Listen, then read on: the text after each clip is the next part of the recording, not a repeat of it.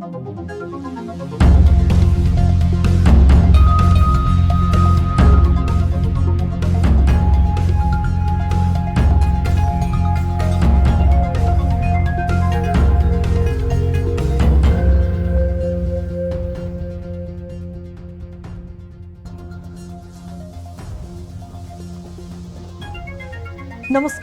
यो हो news 24 television prime time न्यूजमा स्वागत छ। निर्वाचन आयोगले आगामी जेठ 5 गतेदेखि स्थानीय तह जनप्रतिनिधि विहीन हुने स्पष्ट गरेको छ। त्यति मात्र होइन, जति सक्दो चाँडो निर्वाचनको मिति घोषणा गर्न सरकारलाई झकझक्याएर उसले आफ्नो संवैधानिक दायित्व र जिम्मेवारी पनि पूरा गरेको छ। स्थानीय तह कहिले जनप्रतिनिधि विहीन हुने भन्नेमा विवाद नझिकिकन आयोगले गरेको सिफारिस अनुसार निर्वाचनको घोषणा गर्नु यति बेला सरकारको दायित्व हुन आउँछ। सरकारले चुनावलाई पछाडि धकेल्न राजनीतिक दाउपेच गर्दै आएको छ। बालुवाटारमा सीमित कानुन व्यवसायी भेला गरेर संविधानसँग निर्वाचन ऐन बाँझिएकाले ऐन संशोधन गर्ने बाटोमा लाग्ने योजना बेमौसमी बाजा हुनेछ। उता भ्रष्टाचार नियन्त्रणका लागि अन्तर्राष्ट्रिय फोरममा होस् वा स्वदेशभित्रै नेपालले आफ्नो प्रतिबद्धता जनाउँदै आएको छ। तर नेपाल भ्रष्ट मुलुकमा सूचीकृत हुन छोडेको छैन। ट्रान्सपरेन्सी इन्टरनेसनलको पछिल्लो प्रतिवेदनले नेपाल भ्रष्टाचार नियन्त्रणमा असफल रहेको देखाएको छ। सन् 2021 मा नेपाल सुशासनका दृष्टिले विश्वका 180 मुलुकमध्ये 117औं स्थानमा थियो। एक वर्षको अवधिमा नेपालले आफ्नो अवस्थामा सुधार गर्न नसकेको प्रतिवेदन सार्वजनिक भएको छ। भ्रष्टाचार नियन्त्रण भाषणले मात्र हुने होइन, त्यसका लागि सार्थक प्रतिबद्धता र पहल कदमी चाहिन्छ। नेता, प्रशासक र व्यवसायीहरू बीचको सेटिङकै कारण नेपालमा भ्रष्टाचार जन्य गतिविधि हुने गरेको छिपेको छैन। कर्मचारीलाई भ्रष्टाचार गर्न प्रेरित गर्ने राजनीति र राजनीतिक नेतृत्वलाई करप्ट बनाउने प्रशासन संयन्त्र दुवै भ्रष्टाचारका दुश्मन हुन्। सँगसँगै राजनीति र कर्मचारीलाई एकसाथ नचाउने व्यवसायीहरू पनि भ्रष्टाचार बढाउने मुख्य कारक हुन्। यी मूल कारण र मुहान सफा गर्नेतर्फ सरकारले कदम चाल्न अत्यावश्यक छ। अब प्राइम टाइम न्यूजका हेडलाइन्स। आगामी जेठ 5 गते स्थानीय तह जनप्रतिनिधि विहीन हुने निर्वाचन आयोगद्वारा स्पष्ट। कार्यकाल सकिनु अघि चुनाव गराउनु पर्ने भन्दै छिट्टै मिति घोषणा गर्न सरकारलाई आग्रह।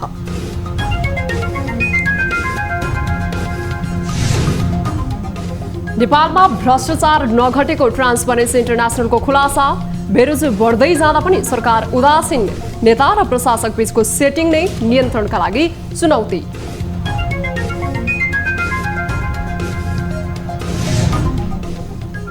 सरकारको वार्षिक बजेटको आधा रकम आयातमा खर्च। अर्थतन्त्रका सबै सूचाङ्कहरू ऋणात्मक। व्यापार घाटा चुलिएपछि भुक्तानी सन्तुलनमा दबाव। हुने अथवा डोमेस्टिक प्रोडक्सन बढ्ने खालको काम गर्यौँ भने त्यसको रेस्पोन्स पनि अलि लङ्गर टर्ममा गइरहेको छ। नेपालमा सम्हालिएन कोरोना संक्रमण। एकै दिन 12,008 जना संक्रमित हुँदा 8 जनाको मृत्यु। कुल परीक्षणमध्ये झण्डै 50% मा संक्रमण।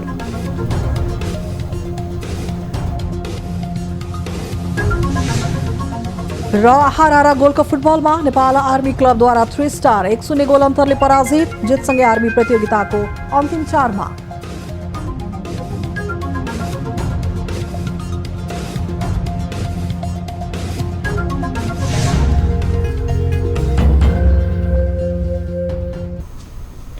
हामी निरन्तर न्यूजमा छौं।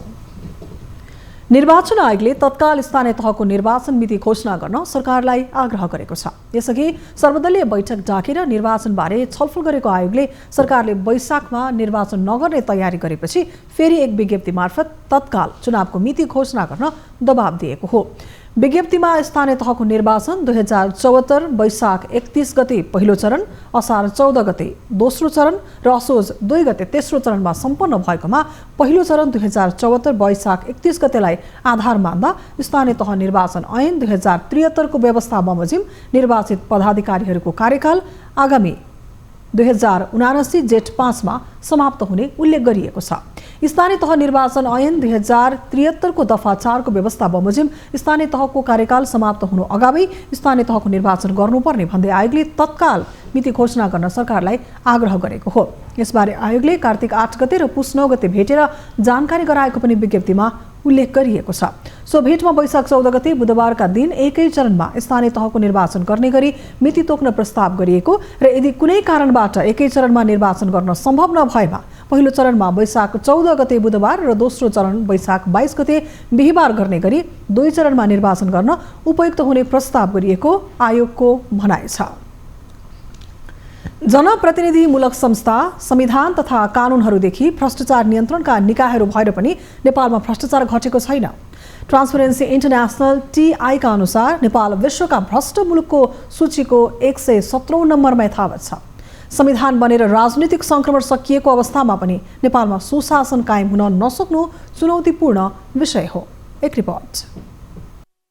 ट्रान्सपरेन्सी इन्टरनेसनल TI ले विश्वका 180 मुलुकको भ्रष्टाचारको स्थितिको आफ्नो वार्षिक प्रतिवेदन सार्वजनिक गर्दा नेपालमा भ्रष्टाचारले निरन्तरता पाएको देखाएको छ। TI ले मात्र होइन, नेपालमा भ्रष्टाचार जन्य गतिविधि नरोकिएको जनस्तरमा महसुस गरिएको विषय हो। भ्रष्टाचार नियन्त्रण गर्ने निकायहरूले पनि त्यस खालका आफ्ना प्रतिवेदनहरू सार्वजनिक गर्दै आएका छन्। महालेखा परीक्षकको पछिल्लो प्रतिवेदनले नेपालमा बेरोजो बढेको तथ्य उजागर गरेको थियो। भदौमा राष्ट्रपति समक्ष बुझाइएको प्रतिवेदनमा बेरोजु र कारबाही गरी टुङ्गो लगाउनु पर्ने रकम बढेर 6 खर्ब 76 अर्ब पुगेको उल्लेख छ, जुन रकम कुल राष्ट्रिय बजेटको झण्डै 40% हुँदा पनि यसतर्फ सरकार उदासीन रहेको छ। महालेखाले सङ्घ, प्रदेश, स्थानीय तह लगायतका 4 खर्ब 18 अर्ब बेरोजु रहेको जनाएको थियो। बेरोजु स्वयंमा भ्रष्टाचार नभए पनि यसलाई आर्थिक अनियमितताको महत्त्वपूर्ण इन्डिकेटर मानिन्छ। भ्रष्टाचार नियन्त्रणका लागि स्थापित संवैधानिक निकाय अख्तियार दुरुपयोग अनुसन्धान आयोगले पनि भ्रष्टाचार बढ्दै गएको निष्कर्ष सहितको प्रतिवेदन 2 महिना अघि राष्ट्रपतिलाई बुझाएको थियो। त्यसमा भ्रष्टाचारको वार्षिक उजुरी 14,000बाट बढेर 22,000 पुगेको उल्लेख छ। गएको वर्ष मात्रै सरकारी सेवामा रहेका 18,000 भन्दा बढीले आफ्नो सम्पत्ति विवरण बुझाएनन्। विवरण नबुझाउने कर्मचारीलाई जनही 5,000 जरिवाना गर्न राष्ट्रिय सतर्कता केन्द्रले अख्तियारलाई सिफारिस गरेको थियो। संसदीय समितिले भ्रष्टाचारको कारबाही अघि बढाउन सिफारिस गरेर पनि व्हाइट बडी प्रकरण थन्किएर बसेको छ। बालुवाटार जग्गा प्रकरणमा आंशिक कारबाही गर्न खोजे पनि राजनीतिक नेतृत्वलाई उन्मुक्तिको प्रयास भइरहेको छ। नेपालीले विदेशमा अवैध सम्पत्ति थुपारेको प्रमाणसहितका समाचार सार्वजनिक भइरहँदा पनि त्यस्ता व्यवसाय तथा व्यक्तिहरूलाई कारबाही हुन सकेको छैन। प्रधानमन्त्रीको प्रत्यक्ष मातहतमा ल्याइएको सम्पत्ति शुद्धिकरण विभागलाई पङ्गु बनाइएको छ। राजनीतिक मिलमतोमा गोकर्ण, नारायणहिटी लगायतका ऐतिहासिक तथा अन्य सम्पदा क्षेत्र कौडीको मूल्यमा व्यापारिक समूहलाई सुम्पने काम जारी छ। अवैध रूपमा सम्पत्ति आर्जन गर्नेहरू कारबाहीमा पर्ने क्रम घट्दो छ। नेता, जनप्रतिनिधि, कर्मचारीको सेटिङमा काम हुने भएपछि गुणस्तरहीन काम गर्ने तथा समयमा काम नसकेर लागत बढाउनेहरूलाई कानूनको दायरामा ल्याउन सकिएको छैन। अरबौंको राजस्व छल्ने ठूला घरानाहरूलाई कारबाहीको साटो उन्मुक्ति मिलिरहेको छ। नेपालमा भ्रष्टाचार नियन्त्रण नआउनुमा यी पक्षहरू पनि महत्त्वपूर्ण छन्। भ्रष्टाचारको शून्य सहनशीलता सरकारको नेतृत्वको देखावटी तात मात्र बन्दा आर्थिक अनियमितता रोक्नु चुनौतीपूर्ण बनेको हो। गएको वर्ष नेपालको सुशासन वरीयता 113बाट धकेलिएर 117मा पुगेको थियो। TI को प्रतिवेदन मनोगत र दलीय पूर्वाग्रहबाट अभिप्रेरित भन्दै त्यसलाई अस्वीकार गर्ने निर्णय केपी शर्मा ओली सरकारले गरेको थियो। प्रमुख विपक्षी कांग्रेसले सो प्रतिवेदनका आधारमा सरकारले भ्रष्टाचार बढाएको ठहर गरेको थियो। तर आफ्नो कार्यकालमा पनि देउबा सरकारले भ्रष्टाचारको इन्डिकेटरमा सुधार ल्याएको छैन।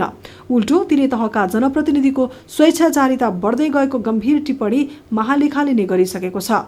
TI ले सुशासनको अङ्क 0 देखि 100 सम्म दिने गरेको छ। जुन देशले बढी अङ्क पाउँछ त्यो देशमा कम भ्रष्टाचार हुन्छ। 180 देशमध्ये 88 अङ्क पाएर डेनमार्क सबैभन्दा कम भ्रष्टाचार हुने मुलुक बनेको छ। फिनल्यान्ड र न्युजिल्यान्डले पनि समान 88 अङ्क पाएका छन्। नेपालले मात्रै 33 अङ्क पाएको छ। सबैभन्दा कम अङ्क 11 पाएर दक्षिणी सुडान सर्वाधिक भ्रष्ट मुलुकमा सूचीकृत भएको छ। न्युज 24 टेलिभिजनका लागि राजनीतिक ब्युरोको रिपोर्ट। सरकारले पशुपति धर्मशाला सञ्चालनका लागि बतास समूहसँग गरिएको सम्झौता रद्द गर्नका लागि प्रक्रिया अघि बढाउने निर्णय गरेको छ। सिंहदरबार स्थित पर्यटन मन्त्रालयमा बसेको पशुपति क्षेत्र विकासको बैठकले छानबिन समितिको प्रतिवेदन कार्यान्वयन गर्ने, छानबिन गरेर आवश्यक कारबाही गर्ने र सम्झौता रद्द गर्नका लागि प्रक्रिया अघि बढाउने निर्णय भएको पर्यटन मन्त्री प्रेम आर्यले जानकारी दिए। सो क्रममा मन्त्री आर्यले नियम विपरीत सरकारी सम्पत्तिमाथि हस्तक्षेप गर्नेमाथि कारबाही गर्ने पनि स्पष्ट पारे। त्यस्तै उनले लुम्बिनी विकास कोष अन्तर्गतको मास्टर प्लान अनुसार नै विभिन्न ठाउँमा गुम्बा लगायत होटल बनाउने काम अघि बढेको पनि जिकिर गरे।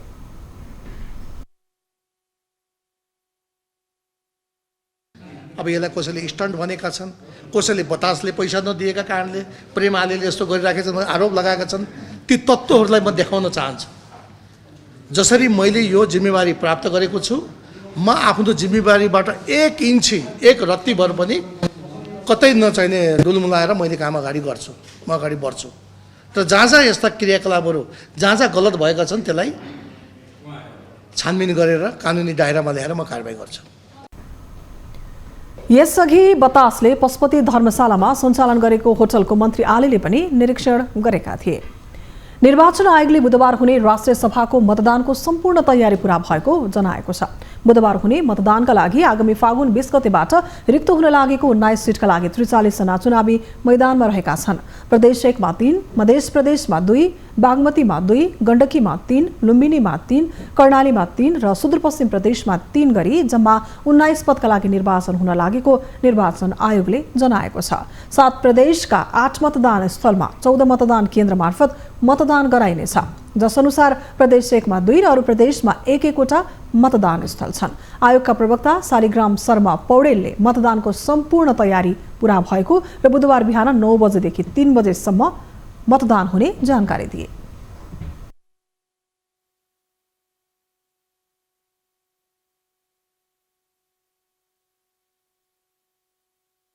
भोलि हुने राष्ट्रिय सभा सदस्यको निर्वाचनको लागि आयोगको तर्फबाट गर्नुपर्ने सबै तयारीहरू पुरा भइसकेका छन् र आज पनि केही निर्वाचन अधिकृतको कार्यालयले जुन मतदान अधिकृतहरू नियुक्ति गर्नुभएको छ, ती मतदान अधिकृतहरूले मतदान केन्द्रमा बुथ निर्माणको कामहरू केही बाँकीहरू छन्। दिउँसोसम्म ती सबै सम्पन्न हुन्छन्। फागुन 20 बाट नेकपा एमालेका 8, नेकपा एकीकृत समाजवादीका 4, नेकपा माओवादी केन्द्रका 4 र नेपाली कांग्रेसका 3 राष्ट्रिय सभा सदस्यको पदावधि सकिँदैछ। सदस्यको पदावधि सकिनु 35 दिन अघि नै निर्वाचन गर्नुपर्ने व्यवस्था अनुसार मतदान हुन लागेको हो। मतदान मार्फत 7 महिला, 3 दलित, 2 अपाङ्गता भएका तथा अल्पसंख्यक र 7 अन्य समूह गरी 19 जना चुनिनेछन्। राष्ट्रिय प्रजातन्त्र पार्टी राप्रपाले बुधबार हुने राष्ट्रिय सभाको चुनावमा प्रदेश 1 मा मात्र मतदान गर्ने भएको छ। पार्टीको आज बसेको केन्द्रीय पदाधिकारी बैठकले यस्तो निर्णय गरेको महामन्त्री भुवन पाठकले प्रेस विज्ञप्ति निकालेर जानकारी गराएका हुन्।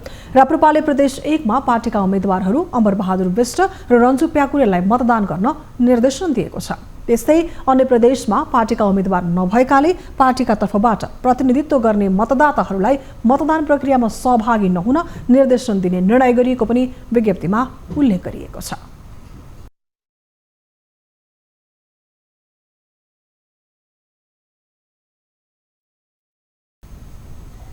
हामी निरन्तर न्यूजमा छौं। राष्ट्रिय सभा निर्वाचनमा विवेकशील साझा पार्टीले मतदान नगर्ने भएको छ। बुधबार हुने निर्वाचन प्रक्रियामै उक्त दल सहभागी नहुने भएको हो। विवेकशील पार्टी संसदीय दलको मंगलबार दिउँसो काठमाडौँमा बसेको बैठकले मतदान प्रक्रियामा सहभागी नहुने निर्णय गरेको हो।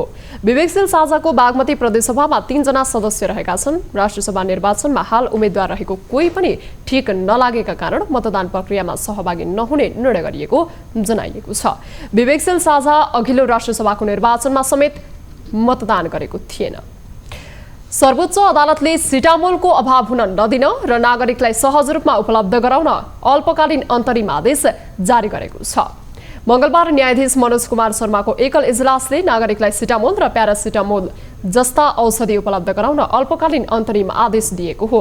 अधिवक्ता टीका बहादुर कुँवर सहितले प्रधानमन्त्री तथा मन्त्री परिषद कार्यालय सिंहदरबार सहित 7वटै प्रदेशका मुख्यमन्त्री तथा मन्त्री परिषदको कार्यालयलाई विपक्षी बनाएर दायर गरेको रिट निवेदनमाथि सुनवाई गर्दै न्यायाधीश शर्माले यस्तो आदेश दिएका हुन्। सिटामोल जस्तो औषधि नहुँदा जनताको स्वास्थ्यको अधिकारमा असर हुँदा कोभिडका बेला त्यसतर्फ सचेत हुन आदेशमा उल्लेख गरिएको छ। सर्वोच्चले औषधि उपलब्धताको स्थितिको विवरण सहित माघ 17 गते छलफलका लागि उपस्थित हुन विपक्षीलाई आदेश दिएको छ। काठमाडौँमा सिटामोलको अभाव हट्दै गएको छ। मंगलबार काठमाडौँ जिल्ला प्रशासन कार्यालयको अनुगमनको क्रममा विभिन्न औषधि पसलहरूमा सिटामोल अभाव नभएको पाइएको बताइएको छ। अनुगमनको क्रममा औषधि विक्रेताहरूले पछिल्लो समय सिटामोल पर्याप्त रूपमा आउन थालेको जानकारी दिएका थिए। अनुगमन अधिकारीहरूले भने औषधि व्यवसायीहरूलाई सिटामोलको अभाव नहुने गरी बिक्री वितरणको व्यवस्था मिलाउन निर्देशन दिएका छन्। नागरिकहरूले बजारमा सिटामोल पाइएन, सिटामोलको कारण हामी चाहिँ नि थप बिरामी हुँदै गयौँ भनेर नागरिकको जुन गुनासो आएको थियो त्यसलाई हामीले के रहेछ भनेर बुझ्नको लागि जाँदाखेरि बजारमा त्यसरी भने जस्तो सिटामोलको कमी भएको देखिएन। पर्याप्त सिटामोल देखियो त्रिपुरेश्वर एरियामा। त्यसपछि हामी बानेश्वरका 2-3वटा औषधि पसलमा गयौँ, त्यहाँ पनि सिटामोल पर्याप्त देखियो।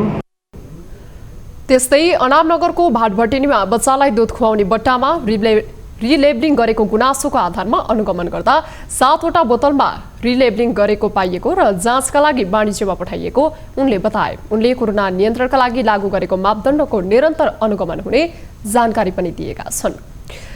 देशको वार्षिक बजेटको आधा रकम बराबर आयात मात्रै खर्च भएको छ। कोरोना महामारीको कहरसँगै पछिल्लो पटक भारत लगायत तेस्रो मुलुकबाट नेपाल भित्रिने वस्तुको आयात अत्याधिक रूपमा बढेको हो।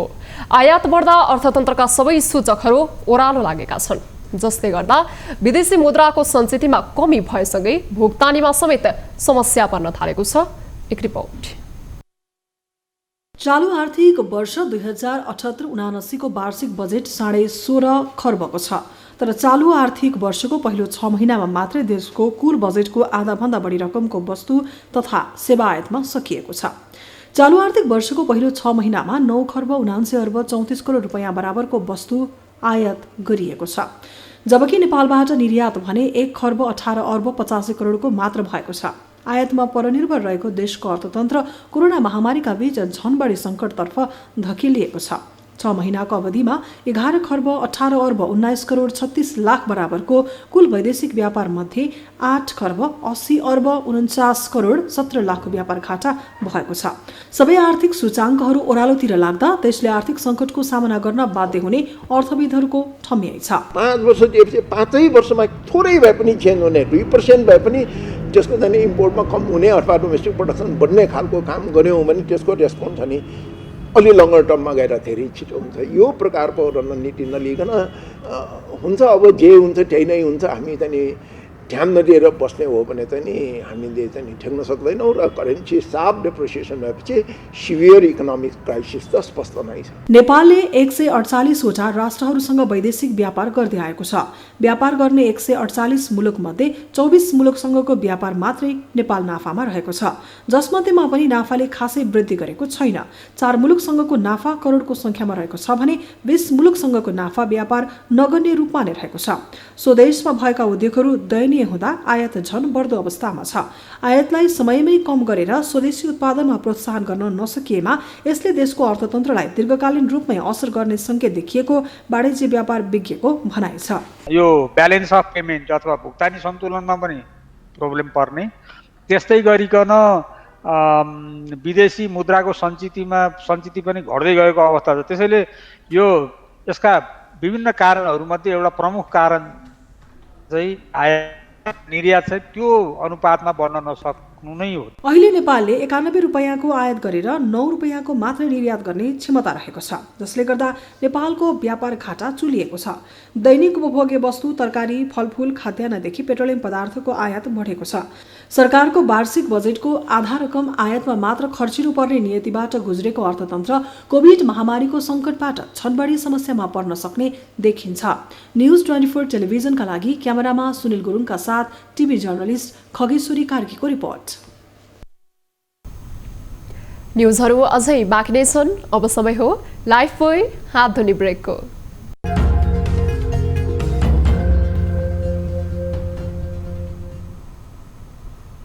हामी निरन्तर न्युजमा छौं।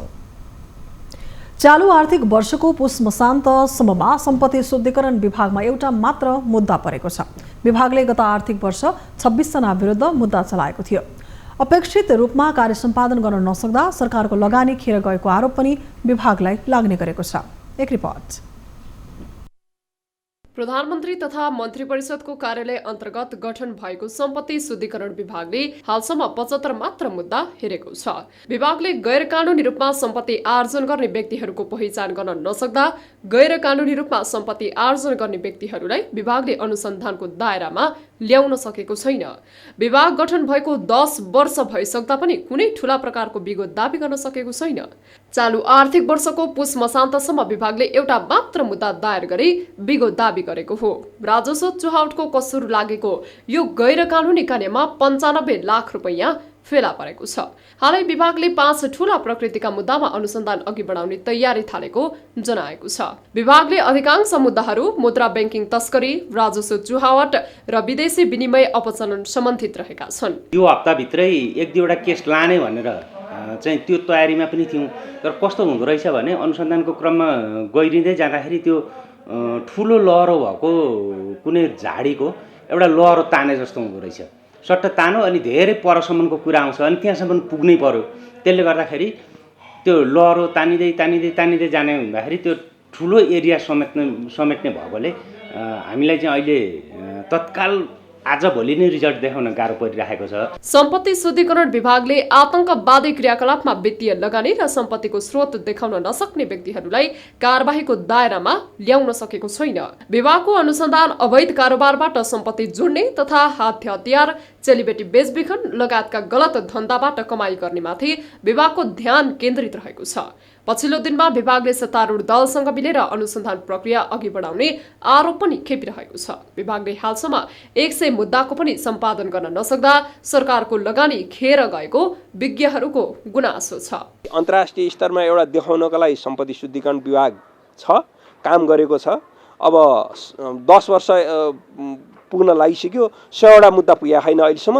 उसले अनुसन्धान गरे, छानबिन गरे होइन, उसले गरे खर्च लेखाजोखा र उसले एउटा भनौँ न काम गरेको त्यो उत्पादकको तल चाहिँ लेखाजोखा गर्ने हो भनेदेखि सरकारको लगानी र खर्च बढी छ। चालु आर्थिक वर्षमा विभागमा आर्थिक अनुशासन तोडेका 25वटा नयाँ सूचना परेका छन्। उक्त सूचनामा 5 ठूला मुद्दा पनि परेका छन्। सम्पत्ति शुद्धिकरण विभाग भ्रष्टाचार न्यूनीकरण र आर्थिक अनुशासन कायम गर्ने उद्देश्यले स्थापना भए पनि विभागको कार्य सम्पादन सुस्त देखिएको छ। स्रोत साधन र जनशक्ति भएर पनि विभागमाथि काम गर्न नसकेको आरोप छ। नेपाली समाजमा बढेको आर्थिक अपराधलाई विभागले अनुसन्धानको दायरामा ल्याउन नसक्दा विभागको गठन र औचित्यमाथि नै प्रश्न खडा भएको छ। न्यूज 24 टेलिभिजनका लागि क्यामेरामा सुनिल गुरुङका साथमा टिभी जर्नलिस्ट रबिन ठकुरीको रिपोर्ट। अब हेल्थ न्यूज।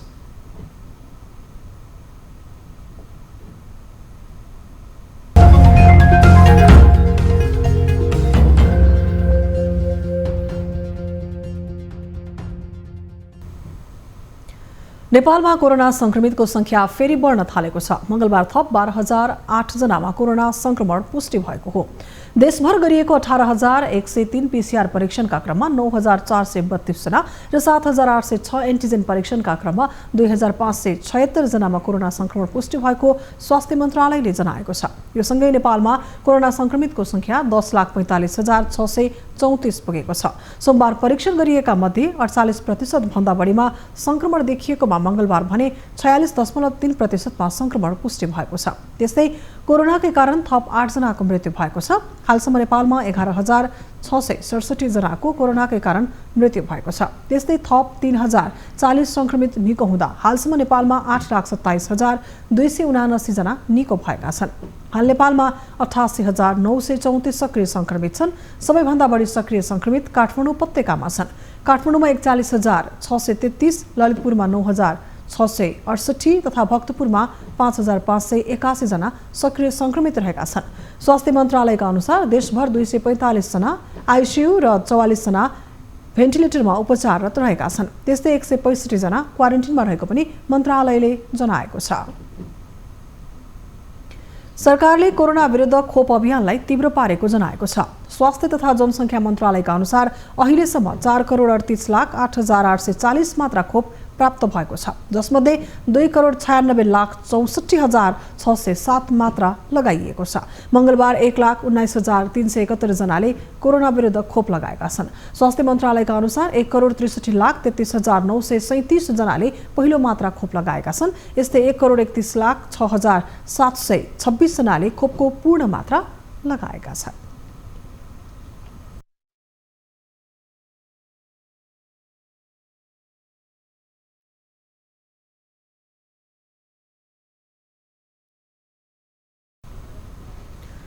वर्षेनी मौरीको मह उत्पादनमा कमी आउन थालेपछि सल्यानका मौरी पालक कृषकहरू निराश बनेका छन्। मह उत्पादनमा ह्रास आउँदा वर्षौंदेखि मौरी पालनबाट जीविका चलाउँदै आएका कृषकहरू भने चिन्तित बनेका छन्। एक रिपोर्ट।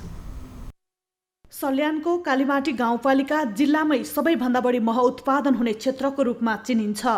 तर 2 वर्ष यता मह उत्पादनमा कमी आउँदा त्यहाँका किसानहरू निराश बनेका छन्। वर्षौंदेखि मौरी पालनलाई नै आफ्नो आय आर्जनको मुख्य स्रोत बनाएका कृषकहरू भने पेसाबाटै पलायन हुनुपर्ने हो कि भन्ने चिन्ताले गिजोलेको छ। 2058 सालदेखि मौरी पालनमा लागेका कालीमाटी गाउँपालिका 2 झिङ्गानेका लोकेन्द्र ओलीले यो भन्दा 3 वर्ष अगाडि 14 क्विन्टल मह बिक्री गरी करिब 12 लाख आम्दानी गरेका थिए। तर 2 वर्ष यता मह उत्पादनमा भारी गिरावट आएको कृषकहरू बताउँछन्। यो भन्दा 2-3 वर्ष अगाडि मैले 14 क्विन्टल मह पनि निकालेँ।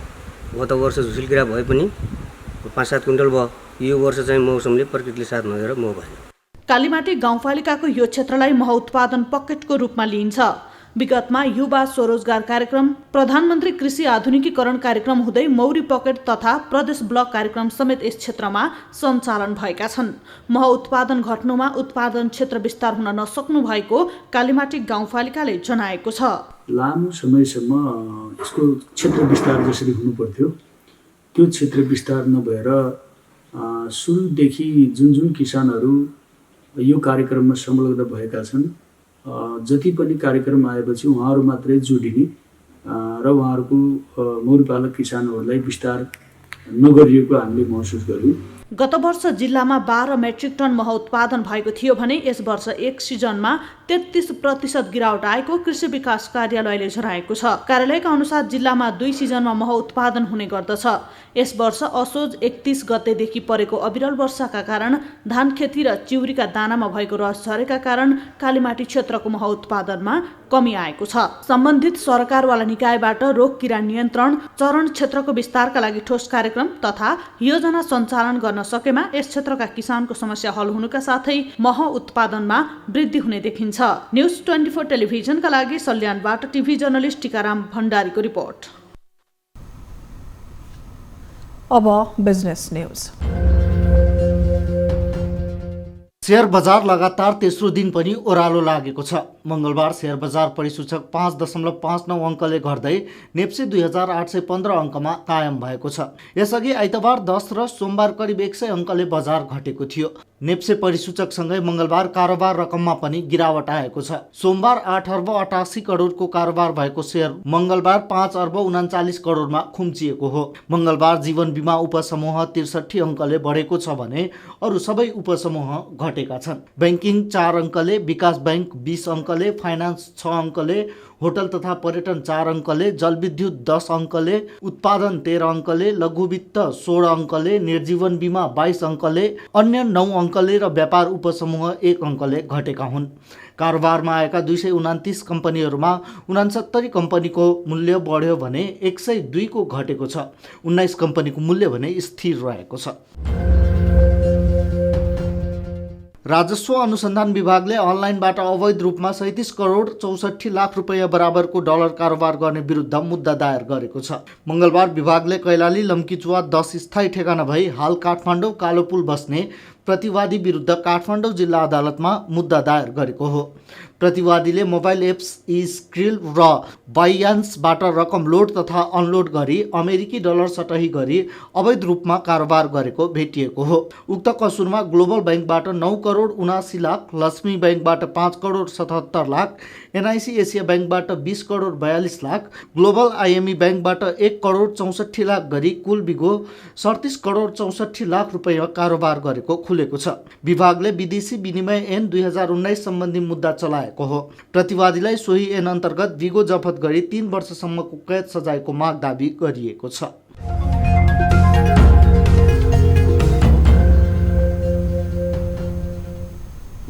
हामी निरन्तर न्युजमा छौं। अब स्पोर्ट्स न्युज।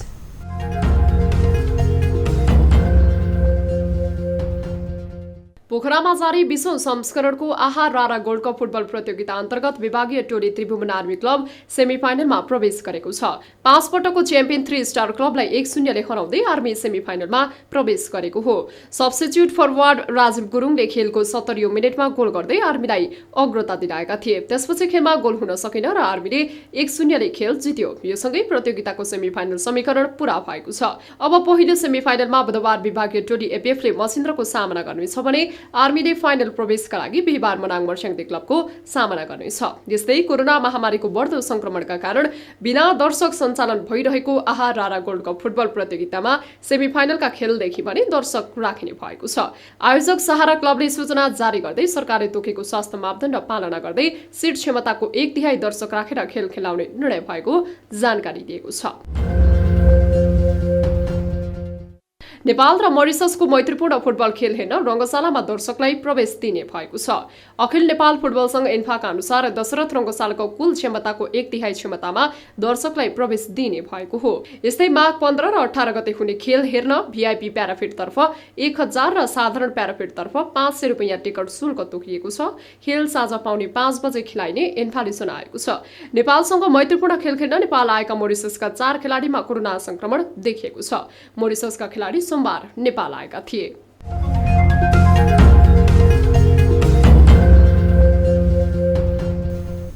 अब वेदर अपडेट।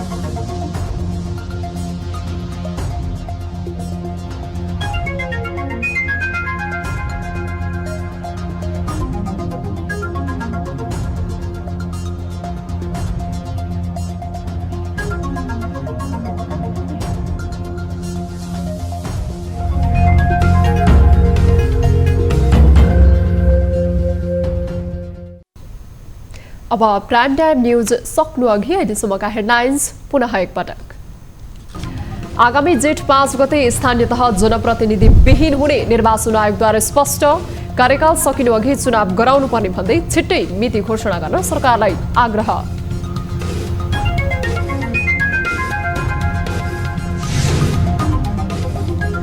नेपालमा भ्रष्टाचार नघटेको ट्रान्सपरेन्सी इन्टरनेसनलको खुलासा। बेरोजगारी बढ्दै जाँदा पनि सरकार उदासीन। नेता र प्रशासक बीचको सेटिङ नै नियन्त्रणका लागि चुनौती।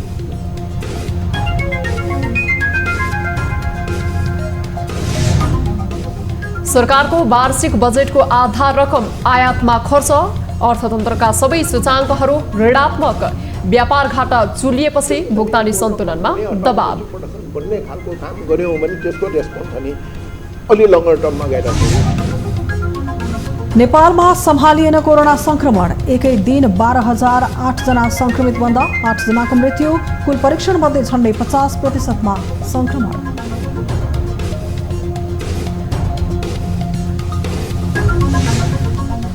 र आहा रारा गोल्ड कप फुटबलमा नेपाल आर्मी क्लबद्वारा 3 स्टार 1-0 गोल अन्तरले पराजित। जितसँगै आर्मी प्रतियोगिताको अन्तिम 4मा।